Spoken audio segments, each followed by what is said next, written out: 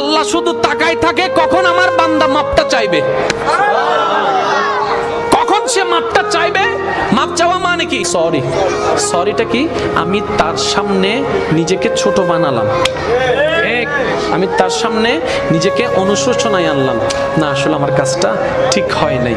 এবার আপনি করে ফেলছেন জেনা, আপনি করে ফেলছেন বন্ধু বান্ধবী মিলে একটা অপকর্ম, আপনি করে ফেলছেন কোনো নেশা, আপনি করে ফেলছেন কোনো সুদ, আপনি করে ফেলছেন কোনো ঘুষ, আপনি করে ফেলছেন কোনো অন্যায়, আপনি করে ফেলছেন কোনো একটা কাজ যেটা করে আপনি গুনাহ করেছেন, আল্লাহকে কষ্ট দিয়েছেন, আল্লাহকে নারাজ করেছেন। এবার এত বছর পর আপনার মনের মধ্যে একটা অনুশোচনার বোধ জাগলো, আপনি শুধু মন থেকে বলবেন আল্লাহ মাফ করে দাও না, আল্লাহ মাফ করে দাও না, আমি চেষ্টা করব ভবিষ্যতে আমি এইরকম কাজ আর করব না। আপনি শুধু নরম সুরে একবার বলবেন, আল্লাহ পাক জানেন আপনি যখন এরকম করে চোখের পানি ছেড়ে ছেড়ে যখন আপনি তওবা করেন, তখন আল্লাহ পাক ফেরেশতাদেরকে ডাক দেয়, ফেরেশতাদেরকে ডেকে বলে, ও জিবরাইল দেখো না আমার বান্দা কত ছোট বাচ্চার মতো কান্না করছে, কিভাবে চোখের পানি ফেলছে, কত রং বেরঙের কোন সুন্দর নামে আমাকে ডাকছে, কখনো রহমান ডাকছে, কখনো রহিম ডাকছে, দেখো না তার ডাকের কত মায়া, দেখো না তার ডাকের কত ভালোবাসা, কত মায়া দিয়ে আমাকে ডাকছে। ও ফেরেশতা জিবরাইল তোমার কোনো গুনাহ নাই সেটা আমি জানি, কিন্তু কখনো আমার এই গুনাহগার বান্দার মতো করে কখনো আমাকে ডেকেছো,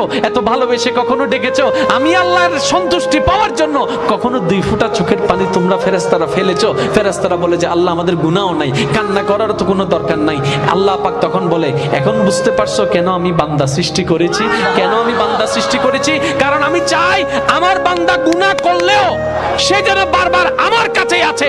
বান্দারে একবার শুধু তওবা কর মন থেকে, আমি তোর একটা তওবার কারণে 1000 গুনাহ মাফ করে দিতে পারি।